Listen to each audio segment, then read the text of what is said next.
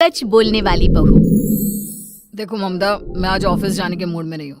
किसी का फोन आया ऑफिस से तो बोल देना कि मैं घर पर नहीं हूँ, किसी जरूरी काम से गांव गया हूँ। ठीक है, मैं चला सोने, बाकी मैं संभाल लूंगा। ममता बेचारी, जैसा नाम वैसा ही नेचर। ना कभी झूठ बोला, ना फरेब, ना किसी से चालाकी की, ना किसी की पंचायत। सुन लेती है पति की बात और फिर कुछ देर बाद फोन आता है। हेलो, कौन? मैं सुनील का बॉस बोल रहा हूँ। दफ्तर में इतना काम पड़ा है, अभी तक ऑफिस नहीं आया। वो क्या कर रहा है? फोन दीजिए उसे।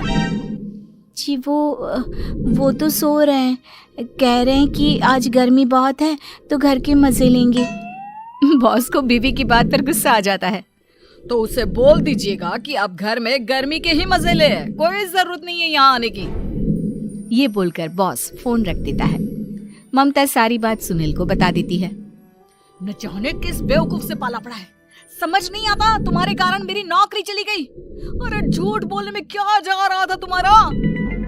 ममता को समझ में नहीं आ रहा था कि उसकी खता क्या थी। अरे जो है वही तो बोला। फिर एक रोज, बहू, अरे बहू, कहाँ है तेरा पति? इस महीने घर के खर्चे के पैसे भी नहीं भेजे। क्यों? माँ बाप की फिक्र खत्म हो गई है क्या उसे? बाय लागू माँ जी, वो ये बोल रहे थे कि माँ को क्या है, घर का राशन, खेत का पैसा, मवेशी का दूध, फिर भी न जाने क्यों मेरे सर पर भार देकर बैठी है।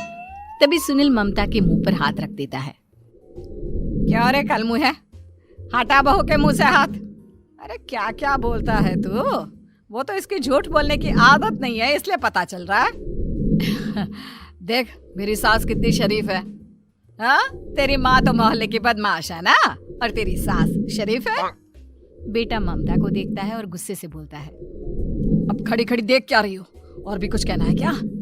माँ आई है ना, जाकर छाछ ले आ ठंडी वाली। ममता अंदर चली जाती है। माँ, इसके सच बोलने की आदत के कारण मेरी नौकरी जाते जाते रह गई। वो तो मैंने अगले दिन जाकर पैर पकड़ लिए मालिक के, नहीं तो। सब जानता है बहू की आदत नहीं है झूठ बोलने की, तो तू शांत क्यों नहीं रहता? क्यों उसे झूठ बोलने को बोलता है? फिर एक रोज, बहू, जा अपनी पड़ोसन के पास और उससे बोल कि वो लाल वाली साड़ी जो उसने नए साल की पार्टी में पहनी थी, तुझे वो चाहिए। ना माँ जी, मुझे नहीं चाहिए। वैसे भी कल जिस शादी में जाना है ना, वहाँ के लिए तो मेरे पास काली साड़ी है। सास सर पर हाथ रखकर, अरे बुद्धू, मुझे चाहिए साड़ी। वैसे भी तुम लोगों में तो साड़ी का लेन देन चलता है ना, तेरी भी तो उसने पहनी थी ना। हाँ माँ जी, वो क्या है ना, हम दोनों के कपड़े एक दूसरे को आ जाते हैं। मैं ले आती हूँ आपके लिए साड़ी। बहू पड़ोसन के पास जाती है। कैसी हो निर्मला, तेरी लाल साड़ी चाहिए थी। क्यों? तू तो बोल रही थी कि तेरे पास काली वाली साड़ी है, तू वही पहनेगी, फिर लाल का क्या करेगी? अरे मैं तो काली ही पहनूंगी, लेकिन मेरी सास ने देखी थी तेरी लाल साड़ी, वो नए साल की पार्टी में तूने पहनी थी ना, तो इसलिए वो मांग रही है। ये सुनकर पड़ोसन थोड़ा परेशान हो जाती है। देख ममता, तेरे लिए तो मैं एक बार को साड़ी दे भी देती, लेकिन तेरी सास के लिए नहीं। वो क्या है ना, तू तो जानती है कितनी गंदी आदत है तेरी सास की। खाया पिया सब कपड़े पर ही पोंछ देती है। मेरी लाल साड़ी बहुत महंगी वाली है, पता चले उस पर हल्दी तेल का निशान लगा हो। ममता घर आ जाती है खाली हाथ। ममता को देखकर, नहीं दी ना उस कलूटी ने साड़ी, अब आए तुझसे लेने तेरा सामान, अच्छे से बताती हूँ। माँ जी, वो क्या है ना, मुझे तो वो दे रही थी, लेकिन आपके नाम पर नहीं दी। अरे किसने बोला था मेरा नाम लेने को? बोल देती तुझे पहनना है, लेकिन ना, तू तो ठहरी सच की देवी। न जाने सास क्या सोचती है और हंसने लगती है। अरे माँ, क्या हो गया? क्या सोचकर हंस रही है? याद है जब बहू को देखने गए थे? हाँ माँ, सही बात है। याद आ गया कैसे मेरी सास बाजार के खाने को बोल रही थी कि ममता ने बनाया है। और बहू ने आकर सब बता दिया कि ये सारा खाना तो बाजार से आया है, वो भी कल्लू हलवाई की दुकान से। ममता दोनों की बात सुन रही थी। हाँ माँ जी, वो कल्लू हलवाई का ही था। मुझे तो आज तक पता नहीं चला कि माँ ने क्यों कहा कि मैंने बनाया है। खैर, मैं तैयार होती हूँ, शादी में जाना है ना। पूरा परिवार शादी में जाता है, जहाँ खाना वाना खाकर सभी बैठे होते हैं कि एक औरत ममता की सास से कहती है, क्या बात है बहन जी, मेरी आपकी बात हुई थी तो आप तो बोल रही थी कि लाल साड़ी पहनने वाली हैं, तो मैंने ये काली पहन ली। पता होता कि आप लाल नहीं पहन रही हैं तो मैं ही अपनी लाल पहन आती। अच्छा जी, तो इसलिए पूछा जा रहा था। अरे इतनी साड़ियां हैं कि क्या बताऊं। मैंने सोचा तो था, पर ये सामने दिख गई तो यही पहन लिया। अच्छा, मेरी तो तैयारी काफी दिन से चल रही थी, फिर भी आज ऐसा लग रहा है कि ठीक से तैयार नहीं हुई मैं। तभी आ जाती है हमारी सच्ची बहू, ममता बहू। आंटी जी, वो क्या है ना, पड़ोसन की लाल साड़ी माँ जी को पहननी थी, लेकिन आप तो जानती है माँ जी की आदत, सारा खाया पिया कपड़ों पर ही पोंछ देती है, तो उसने साड़ी देने से ना ऐन वक्त पर मना कर दिया, तो अब इन्होंने ना मेरी साड़ी पहनी है। औरत ममता की सास को घूरती है, अरे मांग कर ही साड़ी पहननी थी क्या? हम जैसे तो खुद की ही साड़ी पहनते हैं, चलो चलते हैं। सास का गुस्सा अब ममता पर फूट पड़ता है। अरे क्या जरूरत थी ये बात सबसे कहने की? अरे घर की इज्जत का कोई ख्याल है कि नहीं तुझे? हाँ, मैंने क्या बोल दिया माँ जी? मुझे क्यों डांट रही है? मेरी गलती क्या है? ममता को रोता देख सुनील आ जाता है। अरे माँ, क्या हो गया? पता है ना शादी का माहौल है। सास सारी बात बेटे को बता देती है। देख रहा है तेरी बहू का हाल। अरे इस लड़की को तो ये भी नहीं पता कि कब कहाँ क्या कैसे बोलना है।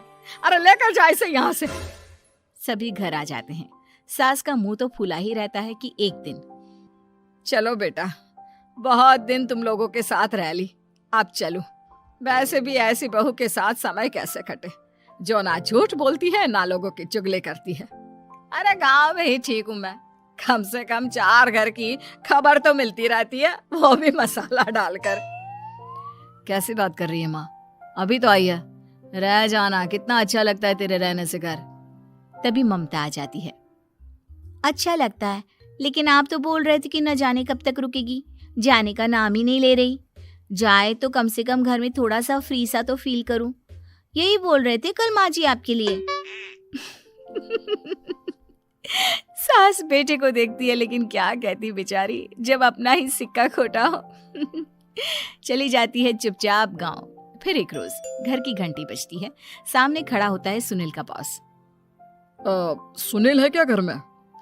वो क्या ना, मैं यहाँ से गुजर रहा था तो सोचा थोड़ा ऑफिस का काम डिस्कस कर लूं। ममता कुछ कहती कि तभी वहां सुनील आ जाता है। अरे बॉस, आप आइए आइए। क्या बात है, घर तो बहुत सुंदर है। वैसे भाभी जी, आपकी खूब बातें सुनी है कि आप कभी झूठ नहीं बोलती। ये तो पता नहीं, लेकिन हमेशा सर कुछ न कुछ ऐसा बोल देती हूँ जिससे परेशानी हो जाती है। मैं ऐसा नहीं चाहती, लेकिन क्या करूँ। खैर, बॉस कुछ देर रुकता है, काम की बात होती है। ममता के साथ सब चाय पीते हैं और जैसे ही बॉस जाने को मुड़ता है कि क्या जी, कितने नेक इंसान है, फालतू ही आप खड़ूस और निकम्मा बोलते हैं इन बॉस को। अब क्या, बॉस के कान तक खुद के लिए अनमोल वचन पड़ जाते हैं और फिर ओह, तो ये बात है। और क्या कहता है ये? अरे बॉस, आप भी किसकी बात पर विश्वास कर रहे हैं? अरे इससे तो ये भी नहीं पता कि आलू प्याज कहाँ रखा है। अरे ये क्या जाने क्या बोलना है क्या नहीं बोलना है। मतलब जो मुंह में आ रहा है बोले जा रहा है। भाभी जी, आप बताइए। नहीं नहीं बॉस, लग रहा है कि कुछ गलत बोल गई मैं। वैसे ये सिर्फ इतना ही बोलते हैं कि आप में कोई टैलेंट है ही नहीं, आपकी नौकरी इन्हीं के कारण तो बची हुई है। अरे बस कर ले अम्मा, अब क्या करवा कर मानेगी, बड़ी मुश्किल से तो नौकरी बची थी मेरी। सही कहा, बची थी लेकिन अब निकल गई। तेरे टैलेंट के भरोसे चल रही है ना मेरी नौकरी, अब देख तू। अच्छा, तो आप भी यही मानते हैं? वैसे ये बात तो है, सुनील काफी टैलेंटेड है। बॉस चला जाता है। सुनील सर पकड़कर बैठ जाता है। माना सच बोलना एक अच्छी आदत है, लेकिन ममता, आज का समय ऐसा नहीं है। तुझे थोड़ा सा समाज को देखकर खुद को बदलना होगा, समझी? जी मुझे तो पता ही नहीं चलता कि मैं क्या गलत कर रही हूँ। यकीन मानिए मैं जानबूझकर नहीं करती। सुनील सोच लेता है कि वो किसी न किसी तरह अपनी बीवी के इस भोलेपन का इलाज करके रहेगा, लेकिन सवाल ये कि कैसे का जवाब अब मिल जाता है। और फिर एक रोज ममता की माँ आती है। ममता, तुझे तो पता है तेरे पापा का काम ठीक नहीं चल रहा है, कुछ पैसों की जरूरत थी, तेरे पास हो तो मदद कर दे बेटा। ममता माँ को घर खर्चे से बचाए पैसे दे देती है। पैसे देने के बाद सुनील आ जाता है। अरे सासू माँ, आज यहाँ कैसे आना हुआ? नहीं बेटा, वो ममता की याद आ रही थी ना तो आ गई। वो क्या है ना, पता है पापा का काम ठीक नहीं चल रहा है तो माँ कुछ पैसे लेने आई थी। क्यों? यहाँ क्या पैसे का पेड़ उगा है? अरे कौन सी माँ अपनी बेटी के ससुराल का खाती है? कोई जरूरत नहीं है पैसे देने की। वापस कर दो माँ जी पैसे और निकलो यहाँ से। आगे से यहाँ पैसे लेने नहीं आना। सुनील ये बोलकर निकल जाता है। उसके जाने के बाद, बेटा ममता, तूने मेरी बेइज्जती कराने के लिए यहाँ बुलाया था क्या? अरे छोटा सा झूठ बोल देती तो तेरी माँ की इज्जत बच जाती, लेकिन चलती हूँ मैं। सास बाहर जाकर बाहर खड़े सुनील से कहती है, तेरे कहने पर बेटा हमने ये नाटक तो खेल लिया, लेकिन उसका क्या असर होता है ये नहीं पता। थोड़ी देर बाद सुनील घर आता है। देखिए, मुझे मेरी गलती का एहसास हो गया है। मैं समझ गई हूँ कि सच कितना सच होता है और उसकी कीमत आज के समय में बहुत बड़ी है। माफ करना, मैं आज से सच कभी नहीं बोलूंगी। क्या? कभी नहीं? फिर क्या, दोनों मियाँ बीवी खुश रहने लगते हैं, क्योंकि बीवी को थोड़े से झूठ की